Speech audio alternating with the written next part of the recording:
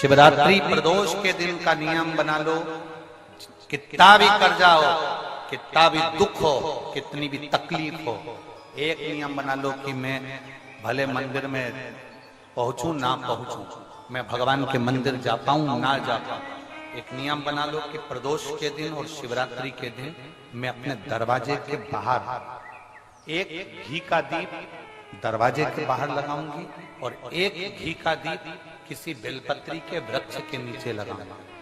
दो जगह पर अगर आपने दीप लगाना प्रारंभ कर दिया, एक प्रदोष के दिन, एक शिवरात्रि के दिन, केवल 3 या 4 प्रदोष निकलेंगे, बाबा ऐसी कृपा करेगा कि धीरे धीरे कर्जा चूकना अपने आप चालू हो जाएगा और सब कार्य सफल होना प्रारंभ। 2 दीप लगाने का नियम बना लो, प्रदोष के दिन या शिवरात्रि के दिन। एक नियम पक्का होना चाहिए। एक दुख है, किसी के जाके सामने रोगे, कौन दुख तुम्हारा मिटा देगा? तकलीफ है, किसी के पास जाकर कहोगे, कौन तुम्हारी तकलीफ मिटा देगा?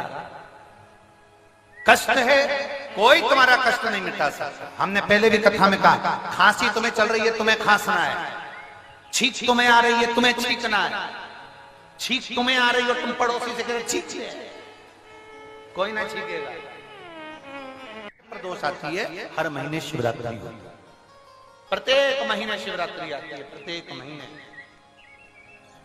जैसे तारा बाबा जी का जन्म माघ शिवरात्रि को हुआ और ज्योति में ज्योति विलीन फागुन शिवरात्रि पर। प्रत्येक महीने शिवरात्रि आती है, प्रत्येक। ऐसा कोई शिवरात्रि नहीं है जो हर महीने ना, प्रत्येक शिवरात्रि कुछ ना कुछ अच्छा करने के लिए। हमारी बात पे भरोसा मत करना बिल्कुल भी, सीवर वाले महाराज पे बिल्कुल भरोसा मत करो रत्ती भर भी। गीता प्रेस गोरखपुर की शिव पुराण खरीद के लाओ, उसको पढ़ो। सीवर वाला महाराज झूठ तो नहीं बोल रहा, पढ़ो।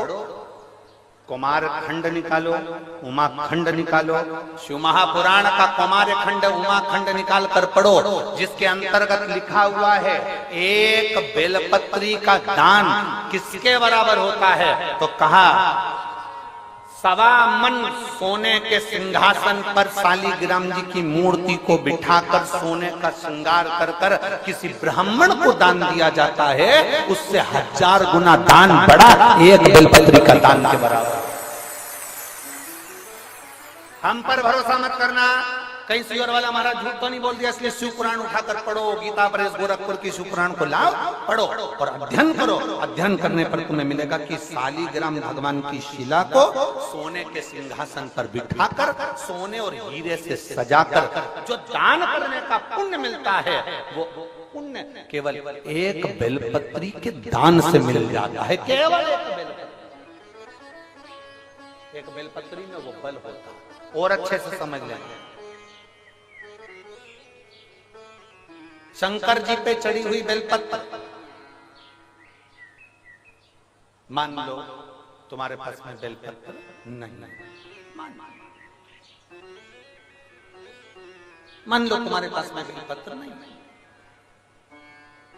अब तुम्हारे पास बेलपत्र नहीं है, शिव जी के मंदिर में गई हो, शंकर के शिवालय में गई हो, देवाधिदेव महादेव के शिवालय में पहुंची हो, शिवालय में शंकर के शिवलिंग पर जो बेलपत्र चढ़ी होती है, उस बेलपत्र को उठाकर पानी से धोकर वापिस चढ़ा देने का फल क्या होता है, वो भी शिव महापुराण में जरूर पढ़िए।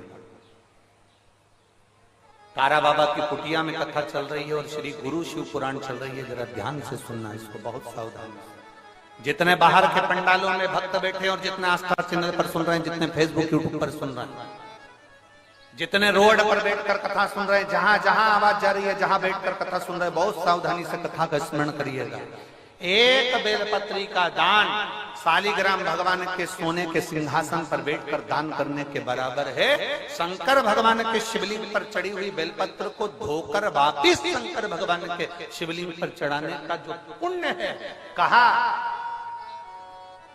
भारत की भूमि पर 26,000 जो पवित्र नदियां बनी हैं, उन नदियों में आप स्नान कर कर आएंगे और चारों धामों का दर्शन, 12 ज्योतिर्लिंग का दर्शन, आप सारी सप्तपुरियों का दर्शन कर कर आएंगे। उसका जो पुण्य फल होगा, एक बेलपत्री को शंकर पर से उठाकर मिलाकर वापिस शंकर को चढ़ाने का ये फल हमें तुरंत प्राप्त हो जाता है। केवल एक बेलपत्री को उठाकर धोकर चढ़ा देंगे, ये फल प्राप्त हो।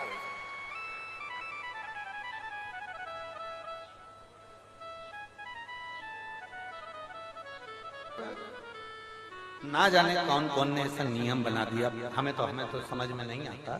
थोड़ा सा दुनिया के लोग लोभ लालच में नियम बनाए हो तो बात दूसरी।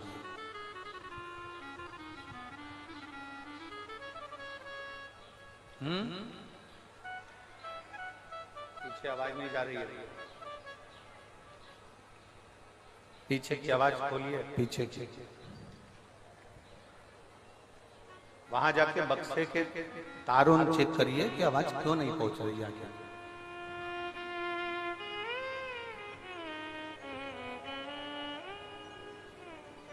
ना जाने कौन कौन ऐसा नियम बना दिया, हमारे पुराण में नहीं है। फिर निवेदन करेंगे, बहुत सावधानी से सुनिएगा कथा। लोगों को थोड़ा बुरा लग सकता है हमारी कथा, तो वो तो लगता रहता है, उसमें स्मरण ना। किसी पुराण के अंदर यह नहीं लिखा कि चांदी की बेलपत्र बनाकर भगवान शंकर को समर्पित करो।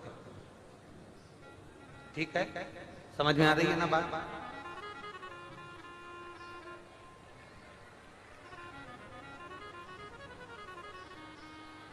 किसी पुराण के अंदर यह नहीं लिखा, किसी शास्त्र के अंदर यह नहीं लिखा कि चांदी की बेलपत्र बनाओ, सोने की बेलपत्र बनाओ और भगवान को चढ़ाओ, भगवान को समर्पित।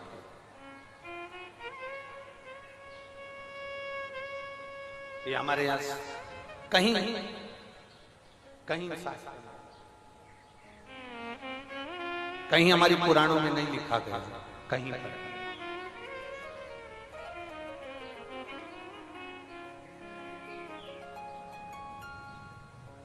शंभु शरणे पड़ी मांगो घड़ी रे घड़ी, दुख काटो दया करी मैं दर्शन आपको। शंभु शरण पड़ी मांगो घड़ी रे घड़ी, दुख काटो दया करी मैं दर्शन आपको। शंभो शरण पड़ी मांगो घड़ी रे घड़ी, दुख काटो दया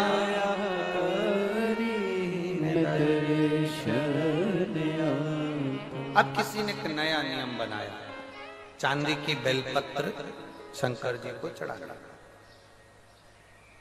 सोने की बेलपत्र शिव जी को चढ़ाना। ये हमारे शिव महापुराण के एक भी 24,000 श्लोक में से एक भी श्लोक में कहीं चांदी और सोने की बेलपत्र का प्रसंग नहीं। किसी को जरूरत पड़ने लगी होगी चांदी की बेलपत्र की तो उसने चढ़वा दी होगी, किसी को सोने की बेलपत्र की जरूरत पड़ी होगी तो उसने चढ़ा दी। वो अपना प्रसंग अपनी जगह। सोने की बेलपत्र क्या कोई साधारण सा शिव भक्त चढ़ा सकता है? जम के बोलो जरा। चांदी की बेलपत्र कोई साधारण सा शिव भक्त चढ़ा सकता है क्या? अगर चांदी और सोने की बेलपत्र का नियम आया, पीतल की क्यों नहीं आया? एल्युमिनियम की क्यों नहीं आया? कपड़े की बेलपत्र का क्यों नहीं आया? कागज की बेलपत्र का नियम क्यों नहीं आया? आया तो सोने और चांदी की बेलपत्र का नियम आया।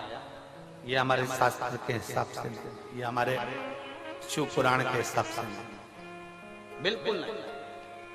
दूसरे को देखकर कभी मत विचार करना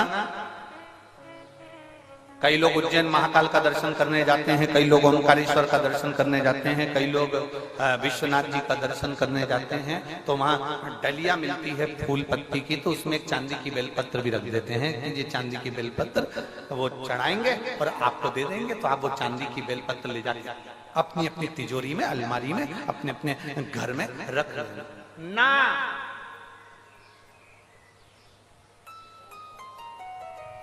शिव जी पे चढ़ी हुई